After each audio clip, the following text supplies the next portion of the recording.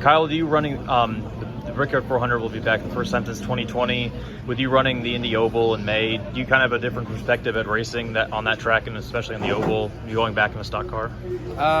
No, I'm just happy that we're back on the Oval, and I guess maybe it'll means more since I got to run on both the Oval and both the Cup car and the Indy car, but.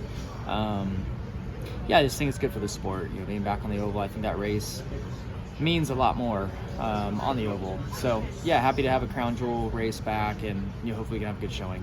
Thank you. What is it like to drive down the front stretch there, Kyle, with the grandstands on both sides, whether it's in the stock car or the Indy car, just the feeling of that long front straightaway and driving down into a very sharp turn one? I know it's just the sound is different, really. Just sitting. Well, in the past when we've been there, you were in a garage, and just the echo is really cool, and I'm sure we'll hear that, quite a bit as we're parked on pit road next week. So, it's just that place and what Roger and the whole Penske organization has done to take it from being, the best to even better is pretty incredible. So, the facility is just so nice. It's extremely nice, and the history there is what really makes it special. Speaking of Indy, Pocono and Indianapolis are very similar, especially considering that Pocono, one of the turns was modeled after Indy. So what is there this week that you can also take into next week now that the Brickyard's back?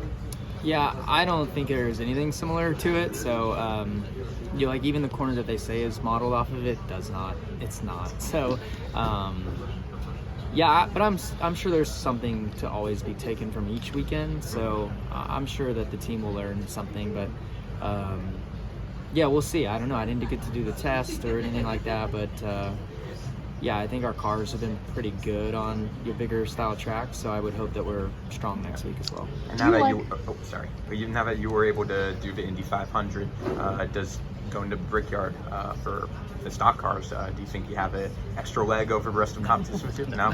You're going 240 versus 190, so no. Do you like when they change up a track like that you race so many different tracks and different kinds of racing? Do you find it a challenge? And you guys race around the same tracks a lot, so now you have the Oval. Is that fun for you? I don't know. Like I said, I think I'm just happy we're back on the Oval because the history and the meaning of the Brickyard 400. I feel like when we went to the road course, we lost a crown jewel race. So, the racing's not necessarily very exciting on the Oval, but the meaning behind winning there on the Oval is special. And now we have that crown jewel event back. So I know all the teams are going to want to win that event and kiss the bricks. I think kissing the bricks on the Oval means a lot more. I haven't won either, but I would imagine kissing the bricks after a win on the Oval means way more than winning on a road course. Mm-hmm. With how many times we've used the wet weather tires this year, you think it's going to be more important, going forward to try and train for wet weather races, and also what are difficulties preparing for that? Because everyone I've asked, it seems like it's very hard to replicate the conditions and actually prepare for it successfully. I don't really know how you train for it other than just getting into that, situation, when it's live. And so it's been nice to have more wet weather conditions over the last, year or so, couple years maybe, because I do feel like we're all getting a little bit more comfortable with it and up to speed quicker. But it's fun, and I feel like it separates it a little bit. And I think too, as the teams get more opportunity in wet weather conditions, the cars will get a little bit better as well. And while you weren't there for the finish last week, did you like NASCAR's idea of setting that time limit and racing to the clock? Yeah, I did. I mean, I thought, and the teams knew well in advance too, so I think that helps them plan and prepare. And you still saw a bunch of strategy, probably more strategy, come into play, knowing where the finish was going to be. So I thought it was great. I thought NASCAR handled everything really well last week, so I was happy and proud of them for putting it more to the team's hands. And then we also got the 2-week break coming up after Indy. Are you going to try and take some time off, or are you going to find dirt races and keep going there?